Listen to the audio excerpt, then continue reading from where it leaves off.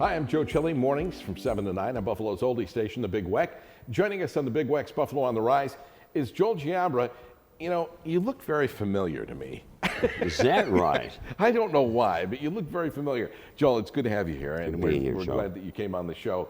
And you're associated with Honey Kenmore. Now, we want to know a little bit about this, but first off, where did the name come from? That's kind of a unique name. Honey is a product, actually, that is not sold in New York State right now. One of our consultant partners, who is originally from Syracuse, went to California, started the California Growers Association, developed this product called Honey, and eventually we will be selling honey in New York State, but that's where the name comes from. And this is going to sound kind of weird because we all know the name Joel Giambra. I mean, let's face it, if you grew up in Buffalo, you're familiar with Joel Giambra. I'm not saying that you're old. I'm just saying that, we're familiar with that. So how did you get involved? Well, some 25 years ago, Joe, I had a conversation with a reporter, and we were having a discussion about prohibition, whether prohibition was effective public policy. And obviously, drugs came into the discussion. And I was very much committed to helping the organizations that were out there at the time, Normal, and some of the other national organizations, to make people aware about prohibition being a very ineffective public policy. So I started talking about that. So I mentioned it to a reporter, and I think the next day the Buffalo News ran a headline, Giambra wants to legalize drugs. So at that point, 25 years ago, people thought I was insane. Maybe now they realize why I said what I said, right? Right. However, that's how it started, my involvement in this whole effort. And what would you say makes Honey Kenmore different? Because we have a lot of different things that are popping up now, and it's in the news lately, and whatever. When we start talking about CBD oil and things of this nature, or creams, and how would you define what makes your place different? Well, we didn't want to have a smoke shop. We didn't want to have a head shop, all right? We wanted to have a cannabis boutique, because I believe very strongly that the flower is a very important part of a healing process. And we all know that now CBD, how effective it is for people with pains and aches. So the plant is a very significant plant, and it will become more a significant part of our lifestyles. And what we're trying to do is to help normalize the cannabis industry because of the potential effect it has on people's health and well-being.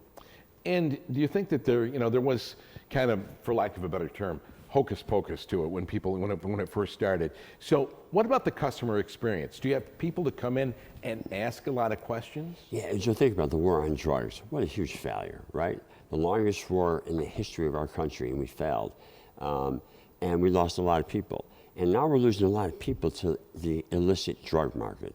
So part of my effort was, again, in this normalization process, was to get rid of the illegal drugs in the marketplace and to use it as an opportunity to generate revenues, if you will, not to the black market, not to the criminals, but to the government, to be used for advertising, to be used for public awareness campaigns about how to use the product safely. That's the reason I wanted to be involved in this, and that's what we're going to continue to do as we attempt to normalize this whole product and this whole industry. So the political side of your career actually contributed a great deal to what you're doing right now, right? It has. Understanding, how laws are made, why they're made, and how politicians react.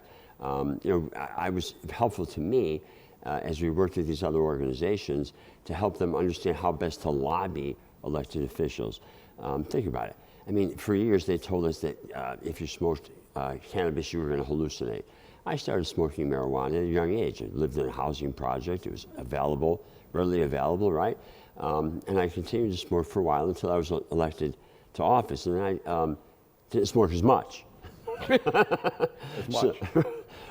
So I never hallucinated. That whole thing about hallucination is a myth that they used during the war on drugs to try to prevent people from using the product because of Big Pharma. And that's a whole nother discussion, maybe for another time, as to why it took so long to get cannabis normalized. And that was because Big Pharma couldn't figure out how to patent this plant. Did Canada kind of push it along here in the States? I think Canada was a help because obviously you can go right across the border if you want to.